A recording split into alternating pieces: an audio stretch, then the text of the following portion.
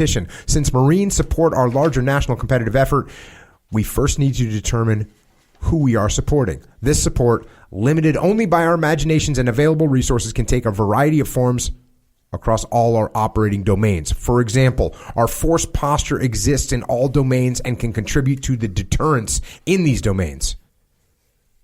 Through the diplomatic and informational elements of power, it can also improve relationships with our allies and partners. Force posture can help develop ties with partner militaries that lead to attracting top-performing international officers to our service schools, which further deepens the relationship. Expanding relationships like this shapes our campaign of competition by increasing the potential number of competitive actions we can take. Think about what you can do inside your organization if you're in business. If you just take that section about working with other people, training other. What if you took people from other companies, maybe not quite competitors, but maybe competitors, and you brought them on board and you train them and you help them and you develop a relationship and you find out that they have areas of weaknesses that you could help them, and maybe you have some areas of weakness that they could do. Imagine if you took that long-term strategic vision of how to grow your influence. Look, man, that's kind of my career in a nutshell. This exchange thing, or this sharing of information. Your Marine Corps, my Marine Corps career. So, as a Marine, I spent so much of my time not being in a traditional Marine Corps role. And, early on in flight school, like the Marine Corps goes to Navy flight training. So we're very similar, and it's not a Marine Corps centric thing. But even in my experience, my first 4 years in the Marine Corps, I was in a Marine Corps squadron, but we were attached to a carrier. So we spent a lot of time with the Navy doing things in Navy way. And then when I went to Top Gun, that's a Navy command. I was basically kind of an exchange officer. So then I'm kind of really seeing how the other services do it. I did a full Air Force exchange where I was basically in the Air Force for 3.5 years. I commanded that Air Force division as a Marine to serve the Air Force. And then all these different things that I did, I very much interacted as an exchange to other services. And what it got me out of is kind of that classic Marine Corps echo chamber of this is how the Marine Corps operates. And I learned so much, and just that sharing of information and rivals is a strong word. We're not rivals, but the Air Force, the Navy, the Marine Corps are different. Certainly we're all looking for the same end, but the point you just made of the power of that, I'm probably not going to go to a rival company that isn't going to want to give me their people, but inside different divisions that have kind of competing interests inside your own organization, and getting one guy from marketing to go spend 6 months on the operations side, or one guy, a couple guys from the operations side spend some time with sales where they see it and truly understand what's going on, the power of that inside your organization. So you don't just buy off on the narrative of, listen, you join the Marine Corps, you're not going to get a lot of feedback that the Marine Corps isn't doing everything right until you get out of the Marine Corps and go, oh, damn, you guys are doing things a lot differently than us. And that seems to be working really well. And of course, vice versa. But I think there's a ton of power in that. I was really lucky in my experience to get to do that way more than most Marines get to do. And it helped me individually. It helped the services, and it helped the Marine Corps. It was awesome. Yeah, old school shipboard deployments that I did working with the Marine Corps. That's so lucky. I was working with, calling in battalions and working with the air wings on the flat top, and just was so awesome for me, and I learned so much. It was ridiculous. It's so easy to create a story or a narrative in your mind of how dumb everything else is when you don't experience it. And it happens so naturally in your subconscious of the differences means they're wrong. And the minute you spend some time over there doing it, and you see from the perspective, the orientation changes, you think you see how valuable it is, whether it's your competitors, whether it's your peers, whatever it is, that change in perspective, that change in orientation immediately reveals a whole bunch of things you would never see if you just looked at it from your perspective and you're like, dumb, I'm not doing that. I was very lucky in my career to get to see that over and over from different perspectives, and changing my orientation of the problem all the time. Yeah. Yeah, if you're in a very simple way to do that. When you're in a leadership position, go down and check out some other areas, see what they're doing. Totally. Go run that thing through the line. Go operate that piece of equipment for a half an hour. Go check out that job site, see what's going on. So many good ways to change your perspective, improve your perspective. See more. Next section, combined arms. Combined arms is the full integration of arms in such a way that to counteract one, the enemy must be more vulnerable to another. We pose the enemy not just with a problem, but with a dilemma. a no-win situation. This is the way Marines fight and win battles.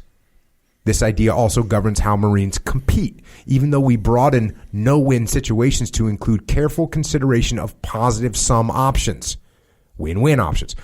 The governing idea is to orchestrate all of our tools together in ways that are most favorable to us. A combined arms mindset leads one to consider how to use multi-domain tools of all potential partners in an effort to reach one's goals. The idea is to use all available resources to best advantage. Internal to the Marine Corps, we look to combine complementary characteristics of different types of units to create a competitive advantage. Externally, we look to combine our capabilities with those of joint force to create advantage.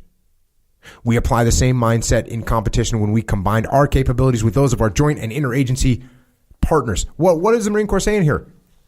We're going to look and utilize and work with and cooperate with as many different elements as we possibly can to get the best advantage we can over our rivals. This same mindset applies to combining the complementary characteristics of Marines with other partners, whether they're from other U.S. government department or from an allied country. We orient on the competitor because we want to make sure the combined arms dilemma we intend to present in competition is actually a problem for them. This mindset leads Marines to develop holistic plans designed to reach specific goals in both war and along the larger competition continuum. In competition, the idea of combined arms extends through joint force, interagency to allies and partners. So we don't necessarily have to, we don't have to be at war at all to go out and work and combine our efforts with other elements that can give us advantages. Next section, campaign of competition. Embracing the competition mindset leads to the realization that the Marine Corps plays an important but supporting role in our nation's various competitions. Now, I have to take a pause there because this idea of supporting role in the military, it's the word supporting in the military is can be taken as offensive, right? Because what it means is, if Dave's got a platoon and I've got a platoon, Dave is assigned as the supporting platoon and I'm the main effort, Dave is inferior to me.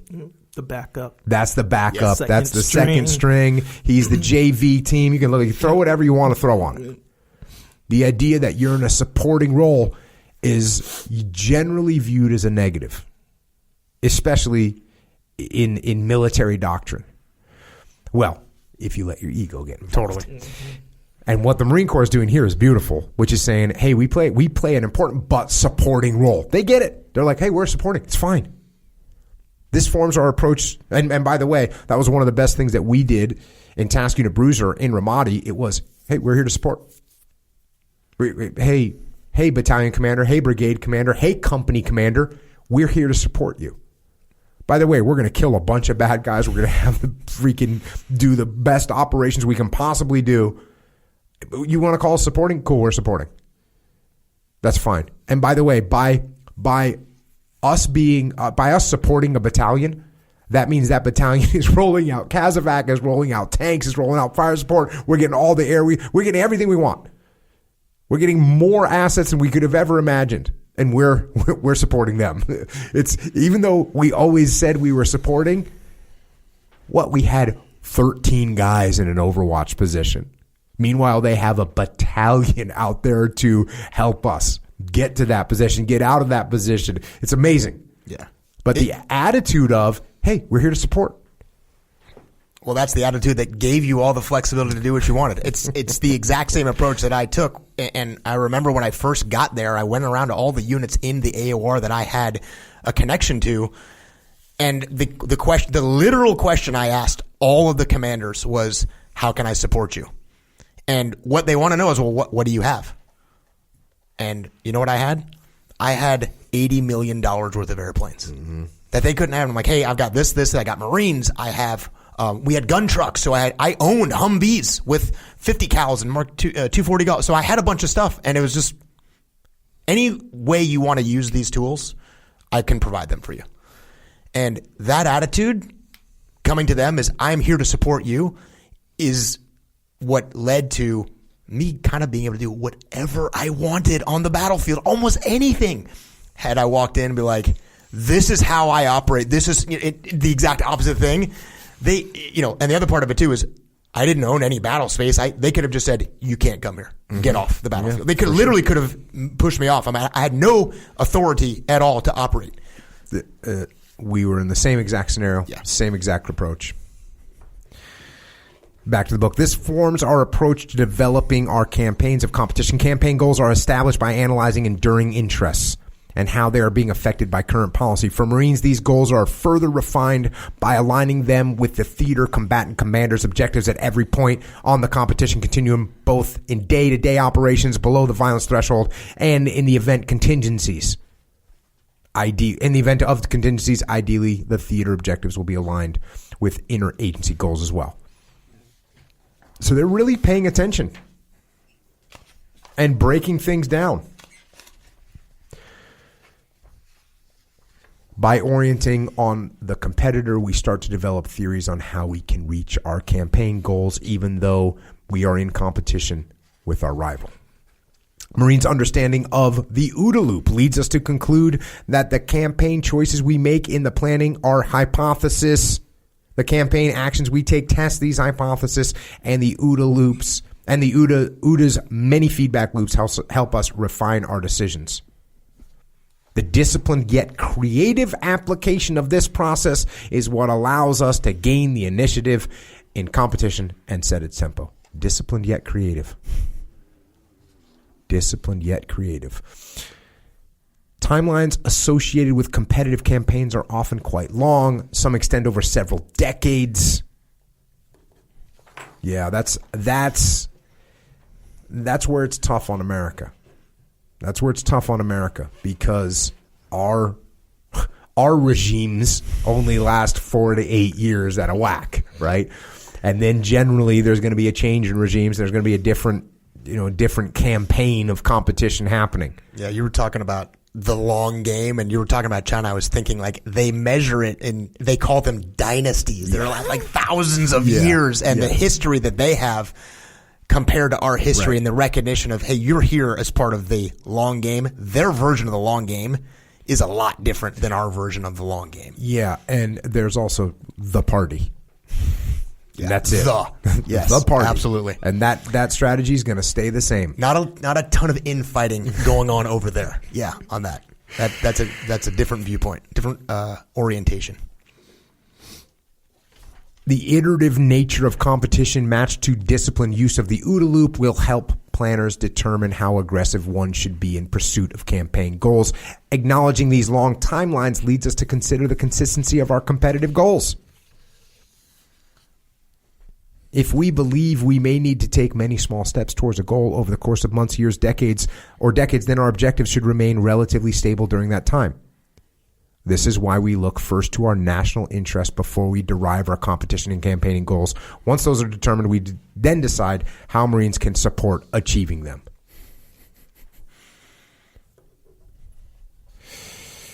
The campaigning mindset needs to be applied when considering competitive activities, especially long-term thinking and integrating our actions with others. Consistency and sustainability lead us to consider the pace or tempo of competition. This tempo is often driven by a cycle of action and counteraction. Each campaign, and I'm skipping through some stuff here, each campaign has a narrative which provides context and purpose for the competition. Our narrative competes with that of our rival. To defeat a competitor's narrative, we need to replace it with a more persuasive one. Simply denying someone's story may actually reinforce it in the minds of target audience. You can't just, that rumor is going to come. You got to tell the story. You got to tell the right story. That is why we need to replace it with a more compelling story. Sorry. Next line. For example, two firms may sell an identical commodity. Their respective narratives will explain why they are the right choice to win the business of a particular customer. The stronger narrative will displace the weaker one. Conclusion.